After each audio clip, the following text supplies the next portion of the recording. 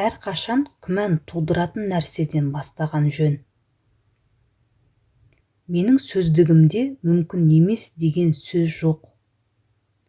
Адам неғұрлым ақылды болса, соғұрлым ол өзін ақымақ деп таниды. Ештеңе істемейтін адам ешқашан қателеспейді. Біз осы әлемге үлес қосу үшін келдік. Неге біз мұндамыз? Білгеніміз тамшы, білмегеніміз мұхит. 7 рет құлап, 8 рет тұру. Бірдеңе істей алмаймын демес бұрын жасап көріңіз.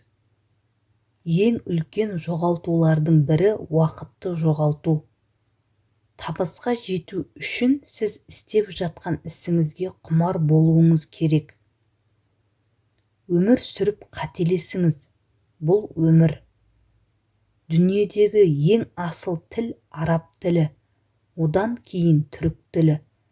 Түрік тілінің ішіндегі гауһары қазақ тілі.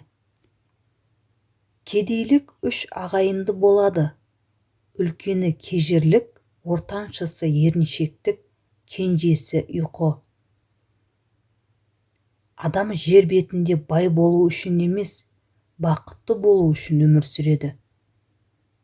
Қателік жасау қорқынышты емес, ең бастысы жаңа нәрседен қателесу. Мен мансабымда 9000-нан астам соққы жіберіп алдым. 300-ге жуық ойында жеңілдім. 26 рет соңғы ойында жеңіске жетуге сендім және жіберіп алдым. Мен тағы да сәтсіздікке ұшырадым. Міне сондықтан мен табысты болдым. Жетістік бұл тек қана мақсатқа жету емес, сонымен бірге осы жолда алынған тәжірибе мен алған сабақтар.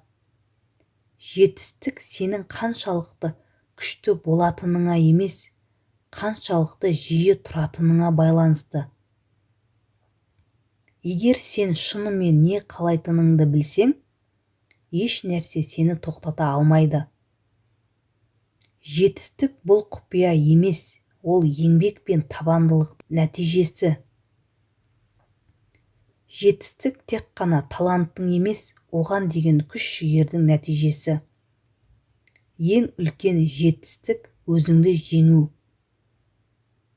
Жетістікке жету үшін ең маңызды нәрсе өзіңе сену. Тәжірибе бұл өткенде жасаған қателіктеріңнің арқасында келетін білім. Тәжірибе бұл тек қана өткен кезеңнің сабағы емес, ол бізді болашаққа жетелейтін нұсқаулық. Ең бағалы тәжірибе қателіктерден алынған сабақтар.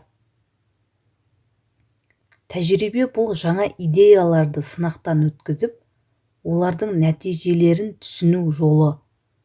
Біреу тек біліммен байыса, екіншісі тәжірибемен байиды. Тәжірибе бұл адамның өмірінің ең маңызды ұстазы. Тәжірибе қателіктерді дұрыс түсініп, олардан өту қабілеті.